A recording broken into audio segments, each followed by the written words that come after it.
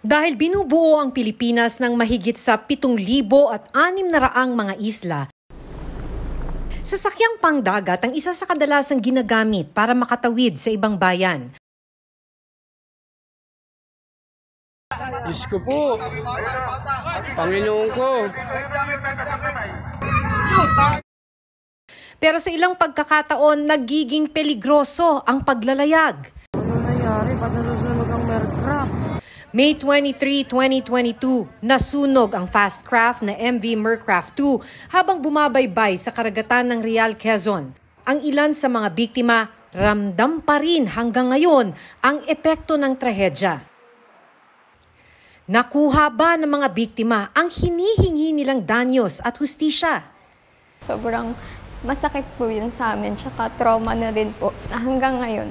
Hindi ko pa rin malimutan na parang daladala ko na din po yun. Nitong Miyerkules ng gabi, ipinarating sa PCG Zamboanga na nasusunog ang passenger vessel na MV Mary Joy 3 na biyaheng hulo. Umabot na sa 216 na pasahero ang nailigtas, pero 28 na ang nasawi.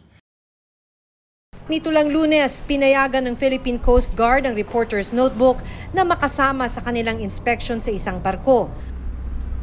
Ano ang kanilang matutuklasan?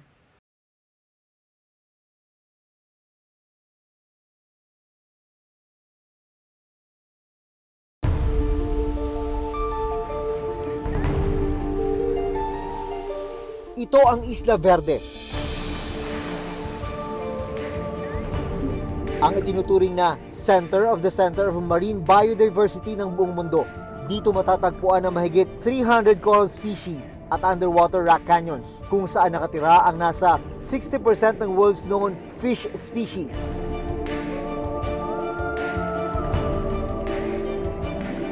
Pero ngayon, nahaharap ito sa bagong banta. Nakarating na kasi rito sa Isla Verde sa Batangas ang oil spill mula sa lumubog na oil tanker sa Oriental Mindoro. Po yung sample po ng langis na dumagsa po dito sa Isla Verde na naging problema, may dumating pong sakol ng ganito po na langis. So ito po ang aming kinababahala na ito po ay malaking epekto. Mula dito sa ere makikita ang malalaki at malalakas na sa dagat. Ganito ang sitwasyon kapag panahon ng amihan. Ito ngayon ang isa mga nagpapahirap sa tuloy ng pagkakas sa pagkontrol sa pagkalat ng langis mula sa lubog ng MV Everest. Kasama ang mga bantay dagat, nagtungo ang reporter's notebook sa isang mahalagang bahagi ng Isla Verde. Ano ang kanilang matutuklasan sa ibabaw at ilalim ng karagatan?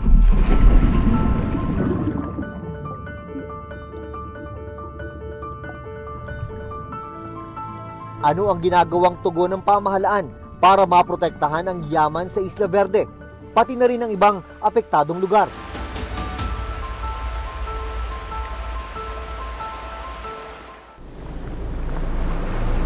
Alas 5 ng umaga noong May 23, 2022, naglayag mula Pulilio Island patungong Real, Quezon ang MV Mercraft 2. Lula ng fast craft ang 7 crew at 157 na mga pasahero. Kwento ng isa sa mga pasahero na si Jessa Malate, papunta siya noon sa bayan ng Real para magpagamot. May ovarian cancer si Jessa. Lumuwas po ako para pumunta sa doktor ko para magpa-therapy at bumili ng gamot na kailangan sa sakit ko po. May dala raw siya noong malaking halaga ng pera na pambayad sana sa mga gastusin sa ospital. Yung dala ko po noon 100,000 po. Kasi po ilang buwan ko po yung pinaghirapan po talaga na pinag-ipunan ko po. Dahil yung isa ko pong gamot, mahal po yun. Makalipas lang ang 1.5 oras, biglang umusok ang engine room ng fast craft. Mahigit 700 metro na lang ang layo mula sa pantalan ng Real. Tulog po ako nung sa biyahe kasi kampante po ako, maganda po yung panahon. Tapos yun po, nagising na lang ako sa sigawan ng mga tao. Diyos ko po! May bata oh! Ilang saglit lang, Bigla pong nag-apoy na sa likod po ng barko.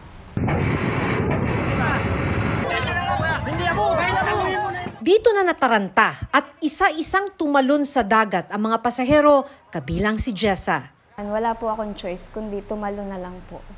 Kesa naman po masunog ako doon sa barko.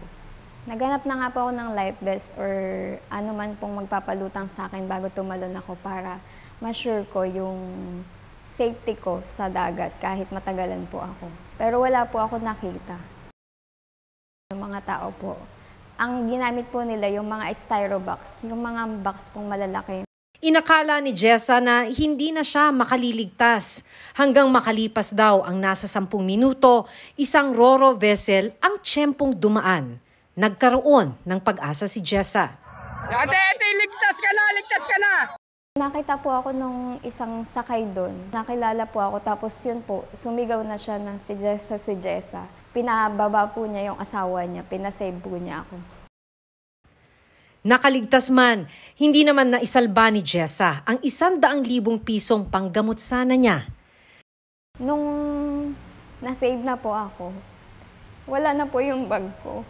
Nabitawan ko din po pala siya na hindi ko po alam. Kaya iyak po ako ng iyak kasi yung dala ko po kasi inipon ko po talaga yun na pinaghirapan ko po.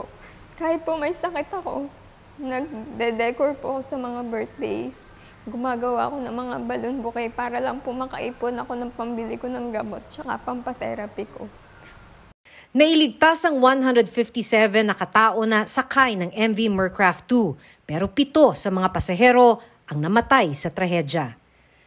Makalipas ang 10 buwan, nakalulungkot na mas lumala ang sakit ni Jessa. Na-delay din kasi ang kanyang pagpapagamot dahil sa nawalang pera. Stage 4 na ang cancer ni Jessa. Kumusta ka ngayon? Okay naman na po. Medyo may kumikirot-kirot pa lang po dito. Tsaka minsan po nagkaka-fever pa ako. Pag na-clear na po yun, tsaka lang kami uuwi. Sa ngayon, 6 na buwan nang nakikituloy si Jessa kasama ang amang si Jessner sa isang temporary shelter sa Maynila. Nakatanggap man si Jessa ng tulong pinansyal, hindi naman ito sapat para matustusan ang kanyang pagpapagamot. Iba pong taong kumausap at nagbigay sa akin. Hindi shipping line. Hindi po yung may-ari. Sinubukan niyo bang singilin yung shipping line? Hindi na. Bakit? Po. Kasi inayaan po namin na yung LGU po yung tumulong po sa amin. Kasi marami naman po kaming pasahero. Tsaka mas naghahabol po yung mga namatayan po. Mahirap bang humingi ng hustisya? Opo. Mahabang proseso po eh. Ayon sa Maritime Industry Authority o Marina, nagsagawa sila ng investigasyon sa nangyaring pagkasunog ng MV Mercraft 2. The main finding was that yung tube that links to the engine ay nagkaroon ng leak. Nung nagkaroon ng leak at nagkaroon ng spark, mas nakakontribute yung mga combustible materials. Dagdag ng Marina, nalaman nilang expired na ang isa sa mga dokumento ng passenger vessel. Bago ka mapayagang i-operate, di ba? Meron tayo mga safety and trading documents which is being supposedly verified during the pre-departure inspection by our sister agency, the Philippine Coast Guard. Unfortunately, walang document of compliance and yet it was allowed to sail.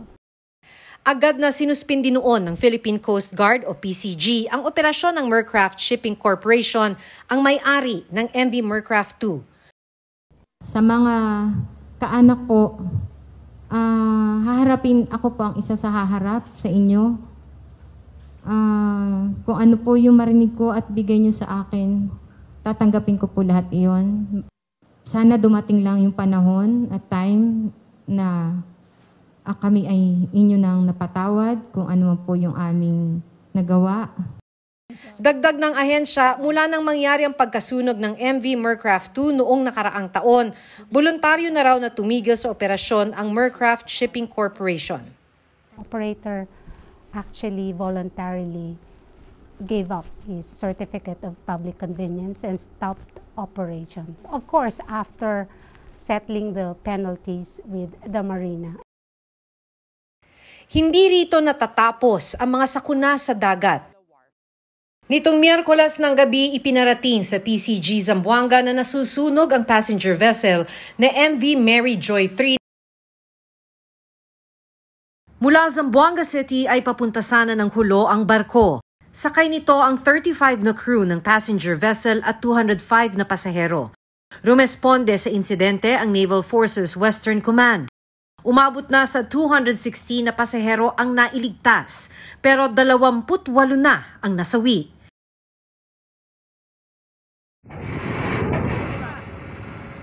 Puna ng grupong United Filipino Seafarers. Maiiwasan sana ang mga ganitong insidente kung seaworthy ang mga sasakyang pandagat sa bansa. Ang mga barko dito, kahit na mag-inspeksyon tayo, no, mga 97% are unseaworthy. Kung matagal na talaga, hindi na yan safe kung lumang-luma na. Kasi yung makina niyan, mahina na, at yung ibang mga parte dyan, kinakalawag na, manipis na, no?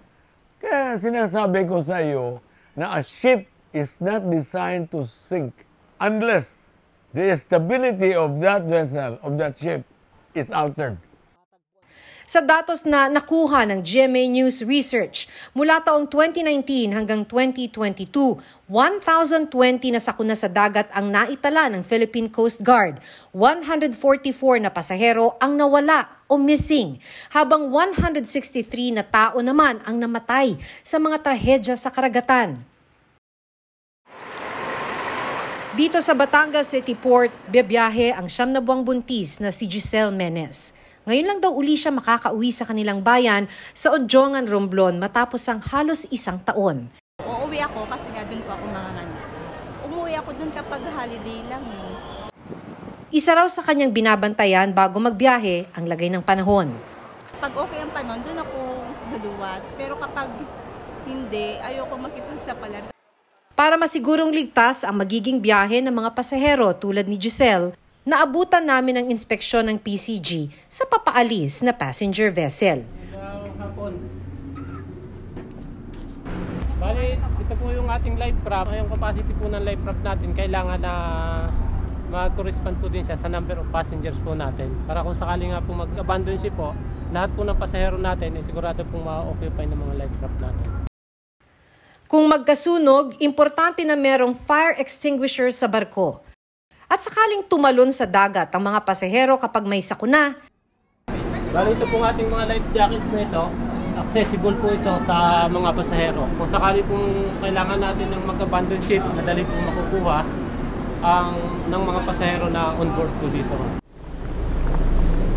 Makalipas ang 10 oras na biyahe, ligtas na nakarating si Giselle at kanyang mister sa kanilang lugar sa Odjongan. Siyempre po masaya kasi makakasama ko na po yung anak ko, yung panganay ko. At the same time, masaya kasi madadagdagan kami yung pinagbubuntis ko. Mapapeak o off-season man ng pagbiyahe ng mga pasahero, mahalagang siguraduhin ang kaligtasan ng lahat ng mga maglalayag sa karagatan. Lagi po akong, pag nagkikwento, naiiyak ako dahil dun sa trauma po na hindi ko malimutan. Yung takot na anytime, yung parang sa isang igla pwede kang mawala. Dahil ang maliit o simpleng kapabayaan, maaaring mauwi sa malaking trahedya. Ate, ligtas ka na! Ligtas ka na! Sa huli, kailangan ding mapanagot ang sinumang may pagkukulang. Hanggang sa susunod na Sabado, ako si Maki Pulido at ito ang Reporter's Notebook.